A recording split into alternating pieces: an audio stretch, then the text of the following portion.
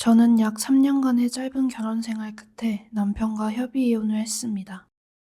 결혼한 지 1년쯤 지나고부터는 귀가가 점점 늦어지고 점차 냉랭해지더니 더 이상 저를 사랑하지 않는다며 이혼을 요구했습니다. 매일같이 나이트클럽과 유흥주점을 들락거리고 집을 나가겠다, 아이도 낳지 않겠다와 같은 말들로 저에게 상처를 주었습니다. 이혼 안 해주면 얄짤없다. 많이 억울하고 황당했지만 이런 무책임한 남자와 사느니 혼자 사는 게 나을 것 같아 이혼을 선택했습니다. 진작 그럴 것이지. 재산 분할은 제가 결혼 당시에 혼수와 집값에 보탠 돈을 감안하여 5천만 원을 지급받기로 했습니다.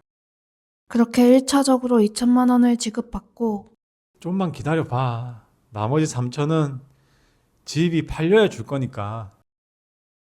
하지만 1년 반이 지나도록 전 남편은 집을 팔지도 돈을 지급하지도 않았습니다. 그래서 변호사님을 찾아오게 되었어요. 아, 그렇군요. 같이 살고 있지 않으니 집이 처분되는지 알 수도 없고, 처분되더라도 돈을 못 받을 수도 있으니 가압류 신청을 하는 게 좋겠어요. 이 변호사님은 약정금을 원인으로 해서 지방법원에 가압류 신청을 해주셨고 등기부 등본상 가압류가 표기되었습니다. 그리고 며칠 뒤 전 남편에게 연락이 왔습니다. 난데 집 팔렸어. 가압류 풀어. 전 남편은 가압류를 풀어달라며 반협박을 하였습니다. 좋은 말로 할 때 가압류 풀어라. 돈이나 마저 줘. 급기야는 저에게 소송을 걸겠다고 하는 겁니다. 계약 틀어지면 소송 걸어버린다. 그래서 겁이 나 바로 이 변호사님에게 전화를 해 가압류를 풀어달라고 했습니다.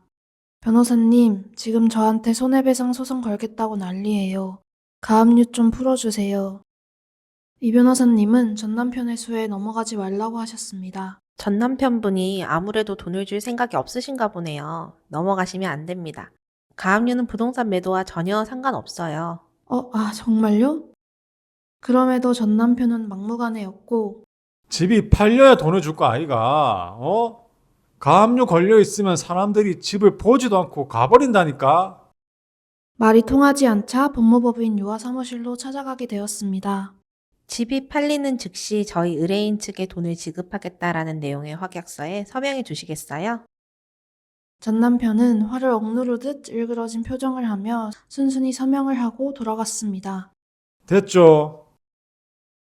그러나 잔금을 받은 뒤에도 전 남편은 돈을 지급하지 않았고 오히려 소송을 걸어왔습니다.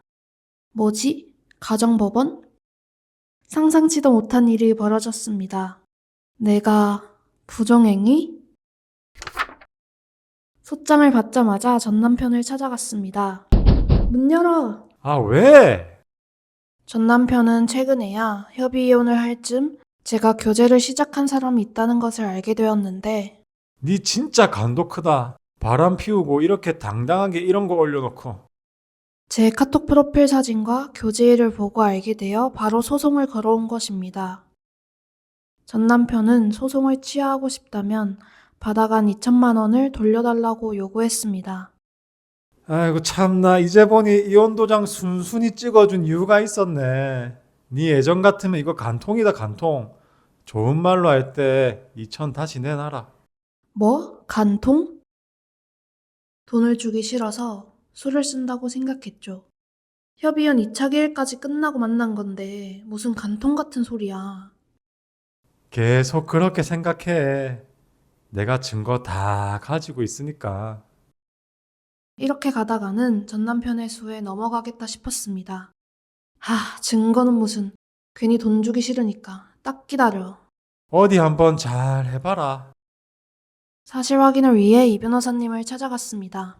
변호사님, 부정행위 성립 안 되는 거 맞죠? 협의혼 의사 확인을 받았더라도 구청에 이혼 신고를 하기 전까지는 일방 당사자가 이혼을 철회할 수도 있기도 해서 이혼 신고 전까지 부정행위는 불법행위에 해당할 여지가 있어요. 이혼을 해서 이미 따로 살고 있는데도 부정행위에 해당할 수 있다니 충격이었습니다. 저는 이대로 돈도 못 받고 부정행위를 저지른 게 되는 걸까요? 방법이 있어요. 이 변호사님은 계획이 다 있으셨습니다. 혹시 남자친구분과 처음 나눈 카카오톡 기록이 남아 있을까요? 네. 딱히 다툰 적도 없어서 그대로 있어요.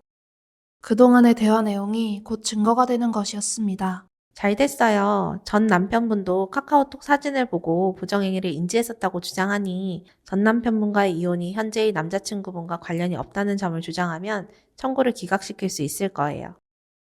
또 우리 확약서에 이를 어길 시 약정금의 배액을 상환하라고 써놨잖아요. 저희도 소송하시죠. 저번에 받아둔 확약서가 제 역할을 할 수 있었습니다.